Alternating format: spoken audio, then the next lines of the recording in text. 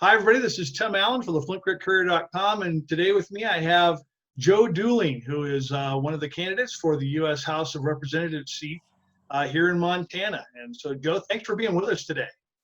Thanks, Tim, for doing this. It's great to be here. Well, I'm at my ranch, so it's campaigning via computer anymore. It's kind of challenging.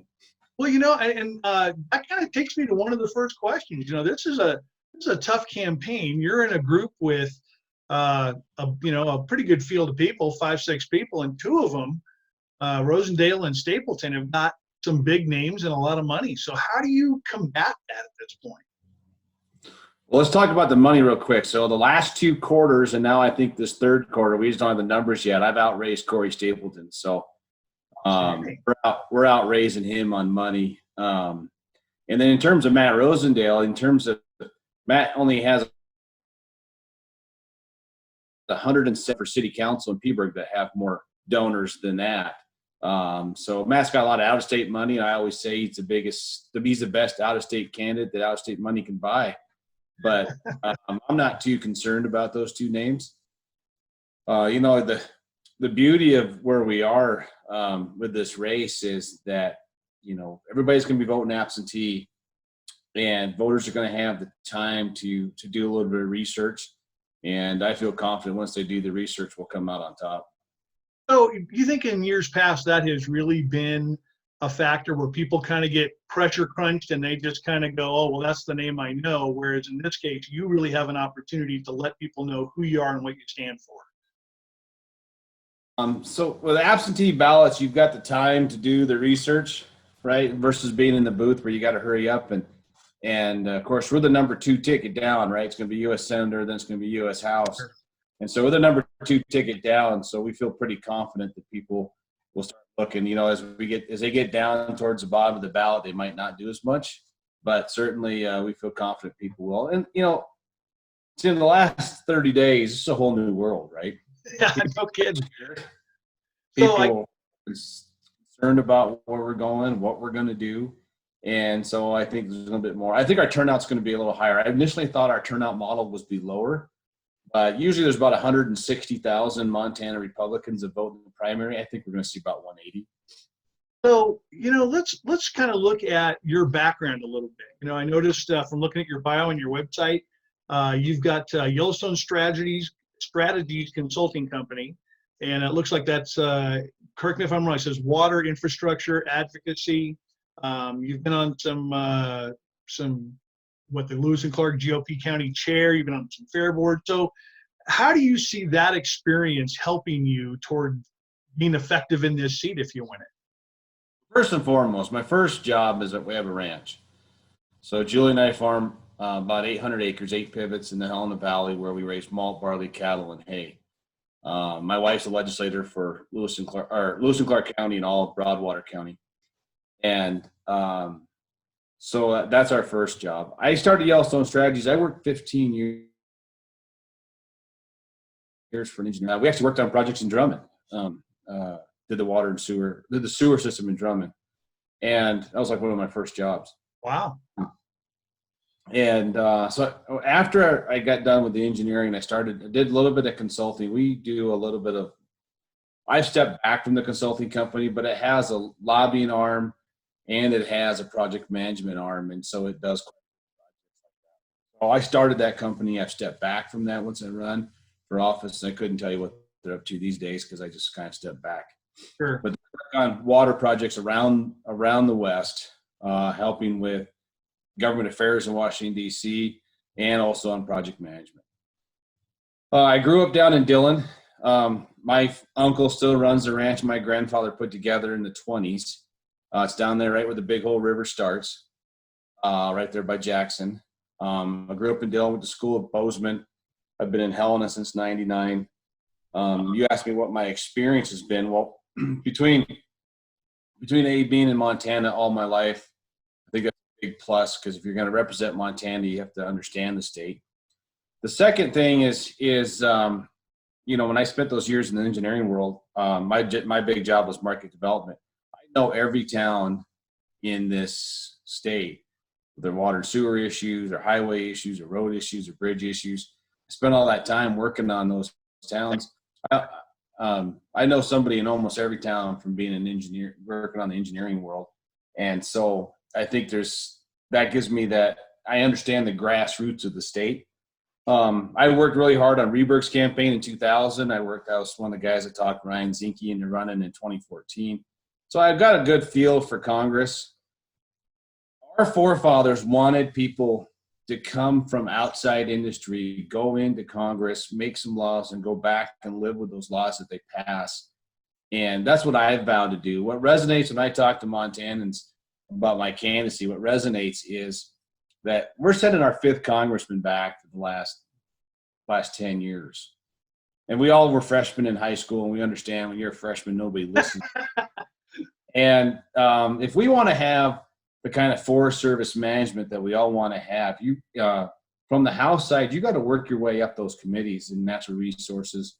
And starting at the bottom all the time, you just don't get your voice heard. So I have vowed I don't want to be the governor. I don't want to be the senator. I'm going to be the congressman, and I'm going to serve to a period of time to get things changed. If you think about the Lolo National Forest, look at the Lolo National Forest.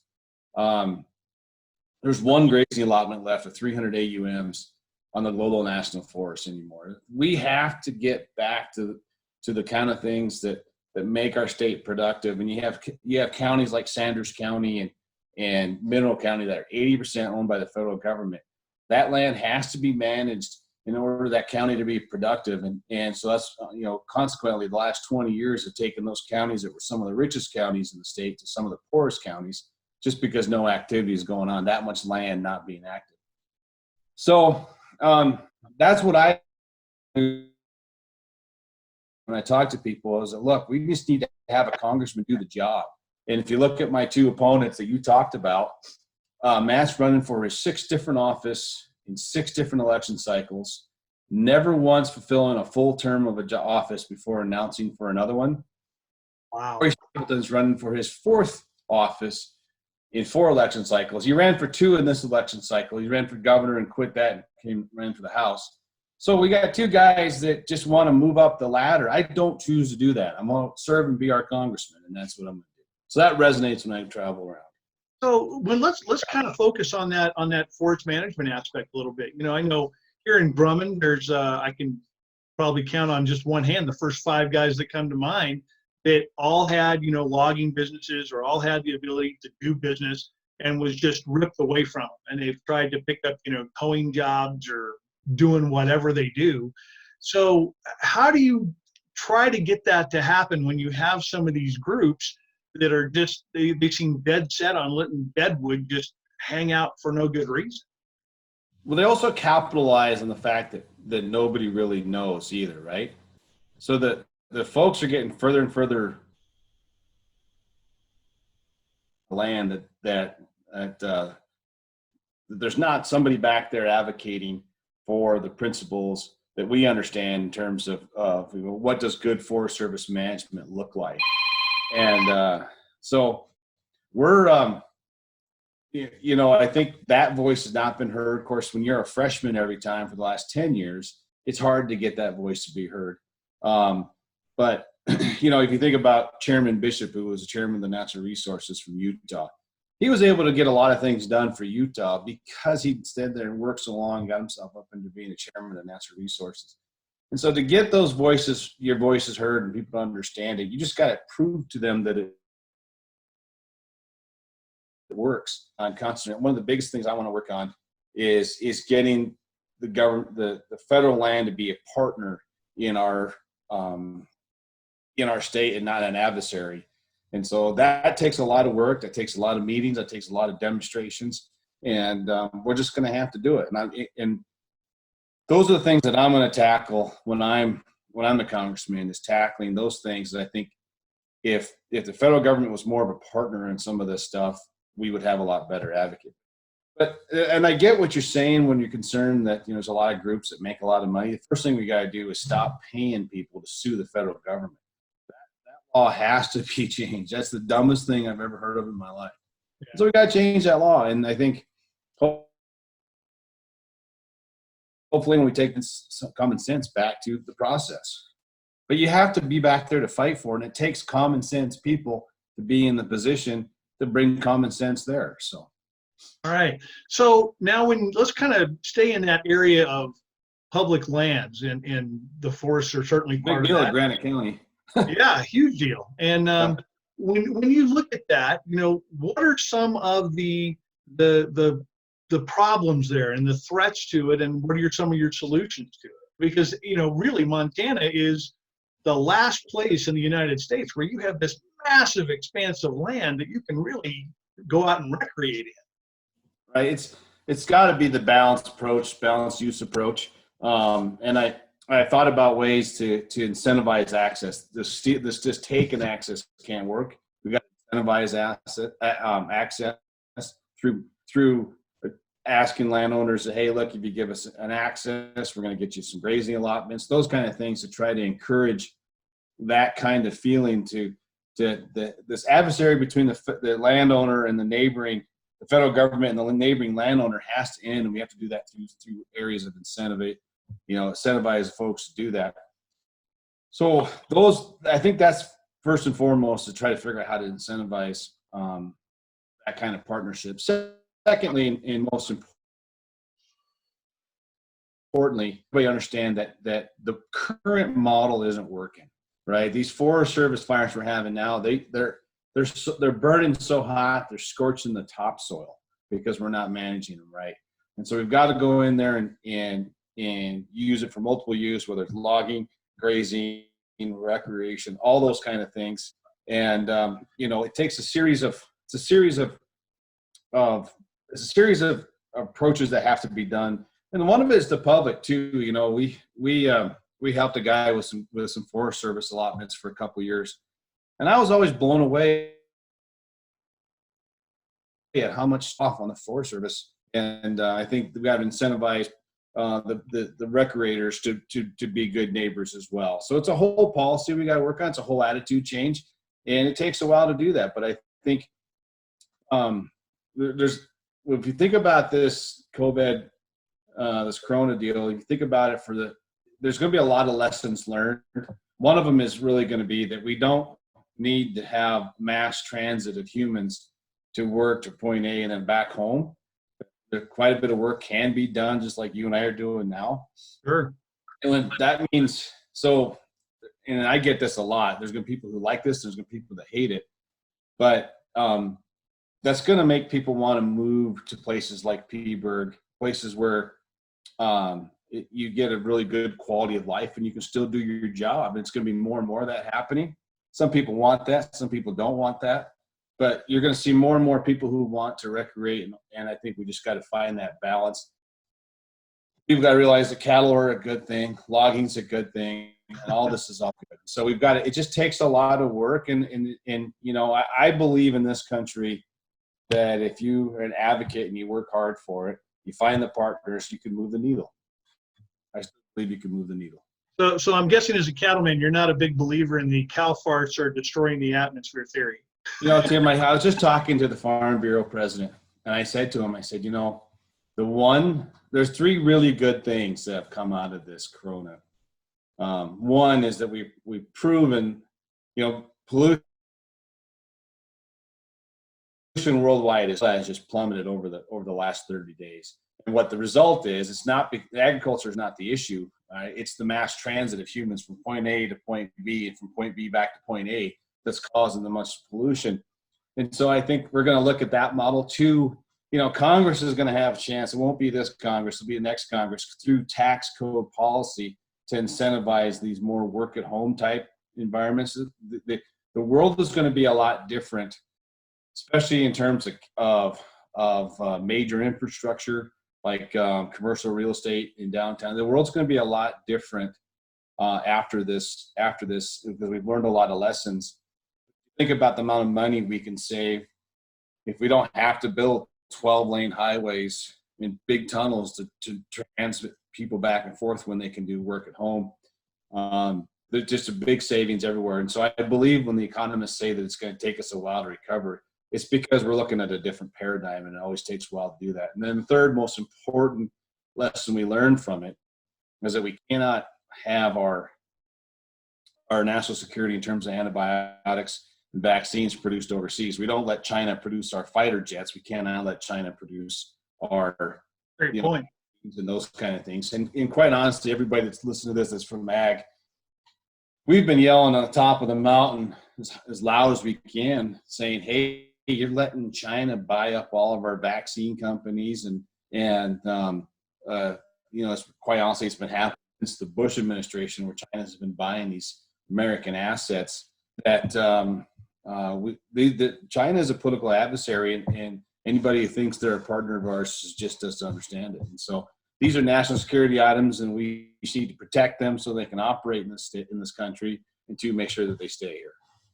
So, kind of, you mentioned the COVID lockdown and that. How do you think this is being handled on a statewide and a national level? How do you think we're doing? So you got me a day early. Tomorrow I was going to be on the radio, and I'm going to call for the limited openization of the state. The models are wrong. The model, so X number of people enter the hospital, X number of people are going to die. But the infection rate's wrong. The hospitalization models are wrong. And so we need to understand that our data is just a little bit bad and our models are bad, and that we need to start to open it up on a limited basis and do what the Sweden model or South Dakota model is, where you say, hey, if you have underlying conditions, be safe. If not, continue on. The economic crisis from this, if we don't do something soon, is going to be far more damaging than what the corona is going to do. So, like I said, in New York City, there's some hot pot spots. New York City, at Los Angeles, New Orleans, Miami, but we're not those communities. Heck, we got some communities out in eastern Montana where there's no case in 3 counties. And we've got to open it back up. Be smart about it. And this is, you gotta understand that the models, the inputs in the model aren't that good. And when I was in the engineering world, I deal with that too. You get really, really smart people who build models, and they just get this. Well, the model says this is going to happen, and not really putting some step back and challenging what you put together. And we just need to challenge it. I think, in my mind, we got to start to open the restaurants, start to open the bars, and get back the economy rolling. Because I asked the question the other day: if the government shuts down your bar for 3 months, can you say, I don't want to, you basically turn my bar into a commercial lot. How can you steal property taxes for those 3 months? You shut me down, nothing that I did, but you want 3 months worth of my taxes on it. I think we need to get things rolling again. There's a lot of people whose taxes are due in May. And if you're shut down for month after month, how do you plan on paying it?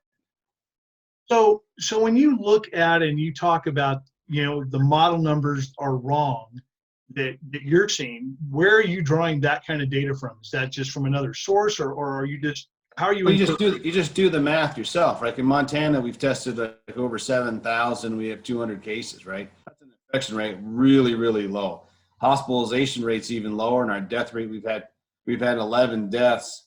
Though those are tragic, everyone had underlying conditions that have died. The point being is that we thought the infection rate was way higher than that. That's like less than, I got to think of the numbers here, but it's really right about 5%. Yeah, these are really, really low numbers. While this thing is extremely dangerous, and don't get me wrong, this is a dangerous bug. The infection rate's lower. People are getting it, not showing signs. They can still carry on their lives. We just need to understand that it's not as bad as they thought it was going to be. The fear was we're going to overwhelm the hospitals, and we're nowhere near that. Well, I'll tell you what, let me move on to another topic that I think is important to Montanans. And, that's their cattle, and specifically, how they sell beef prices. I was reading an article just last week on agriculture.com about how the beef prices for wholesalers seem to be spiking, yet for the ranchers, they're going down. So, and there's talk of possible market manipulation. I don't know about that, but as a rancher yourself, how do you look at that issue, and how do you see ways of maybe fixing that problem? Well, it's just like, first of all, we can't have an adversary of ours own one of the biggest packing plants, JBS. So we've got Brazil, who's our second biggest competitor on beef, owning our packing plant. What do we expect that they're going to manipulate the market and cause disturbance in our own industry? So just like what we've done with China, we in terms of vaccinations, we got to do this too on our food supply. You know, we have taken our food supply for granted for so many years, right? But when was the last time you heard of famine, right? When's the last time you heard of that? Yeah, not very often. So we made some critical errors. One of them is allowing foreign competitors to compete to own our domestic key industries and disturb our processes. So we gotta break JBS up. We gotta break the Packers up. Get it back to where it's it's got a U.S. Owners to it. That's first things first. As you can imagine, you probably hear about it too. I get lots of cool people want to have country of origin labeling back. The consumer, when I was in China 5 years ago, even the Chinese consumer wants to know where their product comes from. The consumer out there wants to know that, that here's rancher so-and-so raised this beef for you. And so I think we got to get there, and it's going to take, what I'm feared about is going to take a national ID on cattle, which gets me a little bit scared how that'll be implemented, but we have to get there. We have to work with the industry partners and work with everybody on that to get there. Yeah, I think that's important. I mean, I still think I went to college with a guy there in Peaburg. They own a ranch just outside of town there. He's a calf roper. Oh, name is escaping me. Of course, I know sell a lot of hay to the bucks up there in Hall. You know them. I sell them some hay. I've hauled into their place. I'm trying to think of that. Justin Vidors. Is he still there in Peaburg? I am not sure. I don't know that I've heard that name. I've been here 5 years in Drummond and Granite County, so okay. It's not one I've run across. Yeah, sure. But so when you talk about breaking up these meat packing plants, how do you do that without just commandeering them? How do you do that? Well, it's the same monopoly laws, right? We have 85% of the meat packing industry is owned by 3 companies. That's a monopoly. Wow. Right? We regulate the railroads for that kind of behavior. We need to regulate them. Say, hey, look, you're too concentrated. You're having too much price manipulation, and we all know there's price manipulation, right? The price in the store is record high, but the price that we're getting, I mean, we saw fat cattle get below $90 again, and so we hadn't had fat cattle that low since the mid '90s. So it's very concerning to us to have these kind of conditions. And as you probably may or may not know, there's not a lot of risk protection programs that the USDA has for cattle people. There's a lot for grain, but there's not a lot for cattle. And so a lot of these folks are wide open. And reality is in the last 3 weeks, we're seeing people lose their entire fortunes in the last year, and we've got to get back. That's all back to open this country back up on a limited basis where it makes sense. Move it from a state level down to a county level. If you're in Garfield County, there's no cases in any county around you. Open her back up. And so we got to do that to get this economy back and running, because we don't have enough money to backfill this. If you think of what we did with the stimulus, it would be like me giving you $1,000, then having you buy my car for me for $1,000, and me going around saying I just made $1,000. We took money, we gave it to the Federal Reserve, and then they bought our debt. We're going to see, we did $3 trillion in that kind of inflationary spending. We're going to, in a $30 trillion economy, you're going to see 10% inflation rate, a $20 trillion economy. You're going to see that 20% inflation. Your burger is going to cost 20% more. Your TV is going to cost 20% more. These things are going to cost more because we just inflated our currency by 20%. So you weren't a big, I'm taking it you're not a big fan of the stimulus package as it sat. Is it? I'm not. I think the employment benefits is good. The SBA loan was way too small. The banks open on the West Coast, they were out of money because by the time the banks on the East Coast and the Central Time Zones took all the money, there wasn't anything left. That's one. And the second, I'm not a fan of borrowing this kind of money. We should have went to the banks and organizations, the federal government, and said, all right, add 3 months on everybody's mortgages on the other end, give a 3-month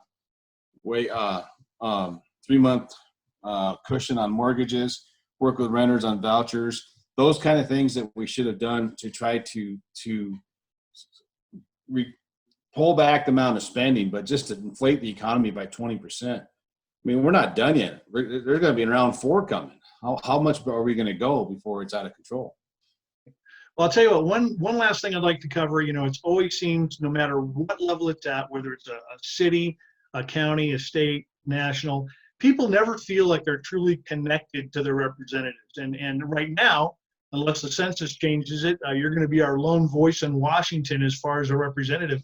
How would you implement a way for people to be able to stay in contact with you in some kind of meaningful way so that their issues and concerns get heard by you and by Washington?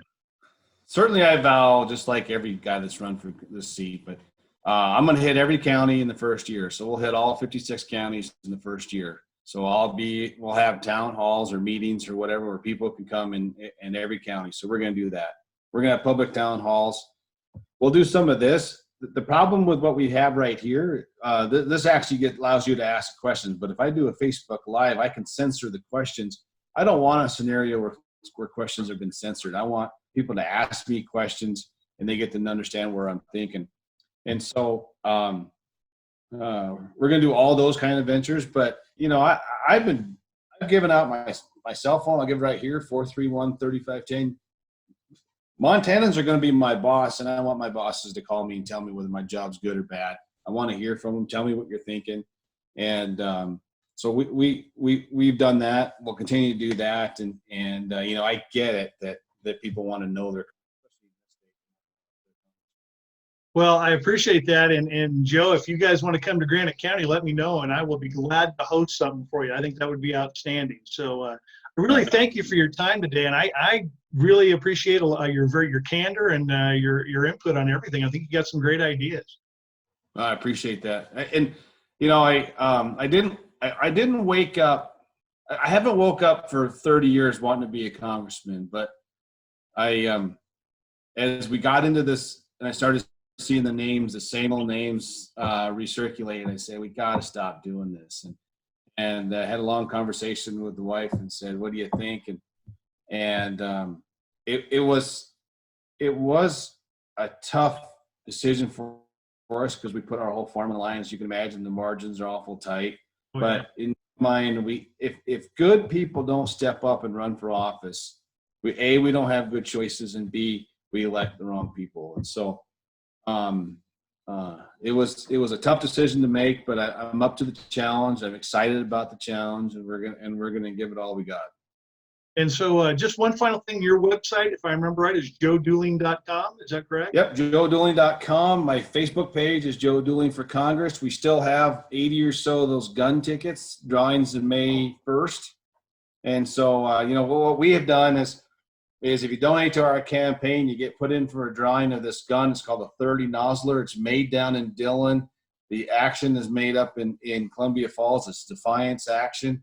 It's we're only selling 400 of them. They're $100 a piece. You got one chance of 400 to win in a really nice gun. It's engraved 2020. It's got camo on it. And reality is 1 in 400 is better chances than any of my opponents beating Kathleen Williams in November. So we'll leave it there, man. Thank you very much. And Joe, best of luck to you. And, as we get the information on your town halls, we'll make sure to post those to our page. Thank you, sir.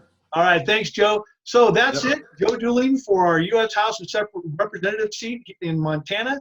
Look for him here coming up on the primary in June. So that's it. Thanks a lot, Joe. Have a great day. Thank you.